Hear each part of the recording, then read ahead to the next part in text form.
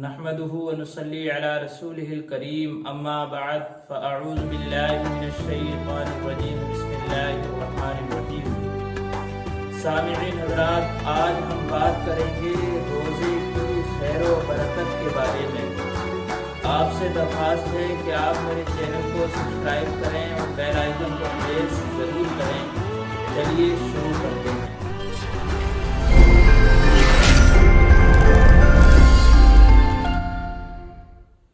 برکت کا مطلب کثرت اور زیادتی ہے۔ خوش قسمتی اور عروج کا مفہوم بھی برکت کے زمرے میں آتا ہے۔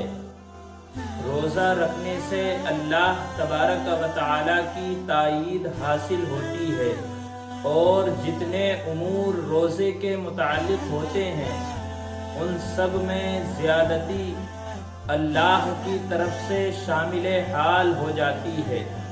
اس لیے رمضان المبارک کا آنا خیر و برکت کا پیغام ہے۔ حضرت عبادہ رضی اللہ تعالیٰ عنہ کہتے ہیں کہ ایک مرتبہ رمضان المبارک سے پہلے اللہ کے رسول صلی اللہ علیہ وسلم نے فرمایا، رمضان کا مہینہ آ گیا ہے جو بڑی برکت والا ہے۔ اللہ تبارک و تعالی اس میں تمہاری طرف متوجہ ہوتا ہے اور اپنی رحمت خاصہ نازل فرماتا ہے، خطاؤں کو معاف کرتا ہے اور دعاؤں کو قبول فرماتا ہے، تمہارے نفسوں کو دیکھتا ہے اور ملائکہ سے فخر کرتا ہے۔ بس اللہ کو اپنی نیکی دکھاؤ۔ بد نصیب ہے وہ شخص جو اس مہینے میں بھی اللہ کی رحمت سے محروم رہے۔ اس حدیث میں بتایا گیا ہے کہ رمضان کا مہینہ خیر و برکت والا ہے، یعنی روزے داروں کے تمام کاموں میں اللہ تبارک و تعالی کی طرف سے خیر و برکت شامل ہو جاتی ہے۔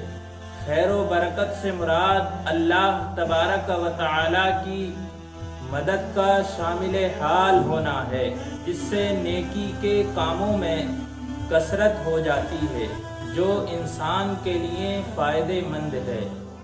خیر و برکت کے علاوہ روزے داروں پر رحمت خداوندی کا نزول ہے۔ رحمت اصل میں اللہ تبارک و تعالی کی تائید کا اظہار ہونا ہے، اور یہ تائید دنیا والوں پر مختلف انعامات کی صورت میں ہوتی ہے۔ روزہ بارگاہ رب العزت کی طرف سے ایک ایسا تحفہ اور انعام ہے کہ جس کی جزا ایک نیکی کے بدلے میں 10 نیکیوں سے لے کر 700 نیکیوں تک پہنچتی ہے۔ یہ حقیقت ہے کہ اللہ تبارک و تعالی کی طرف سے نیک اعمال کا بدلہ مقرر ہے۔ چھوٹے نیک کاموں کا بدلہ چھوٹا ہے اور بڑے نیک کاموں کا بدلہ بڑا ہے، اور ہر نیکی کا بدلہ دنیا میں بھی ملتا ہے اور آخرت میں بھی ملتا ہے۔ حضرت ابو ہریرہ رضی اللہ تعالیٰ عنہ سے روایت ہے کہ رسول اللہ صلی اللہ علیہ وسلم نے ارشاد فرمایا کہ بنی آدم کا ہر نیک عمل اس کے لیے بڑھایا جاتا ہے، اس طرح کی ایک نیکی کے بارے میں 10 نیکیوں کا ثواب ملتا ہے جو 700 نیکیوں تک پہنچتا ہے۔ سامعین حضرات، آپ نے سنا کہ روزے دار کا کتنا بڑا مرتبہ ہوتا ہے۔ اللہ تبارک و تعالی ہمیں بھی صحیح طریقے سے روزہ رکھنے کی توفیق عطا فرمائے اور اس مہینے میں کثرت سے عبادت کرنے کی توفیق عطا فرمائے۔ آمین۔ السلام علیکم ورحمۃ اللہ وبرکاتہ۔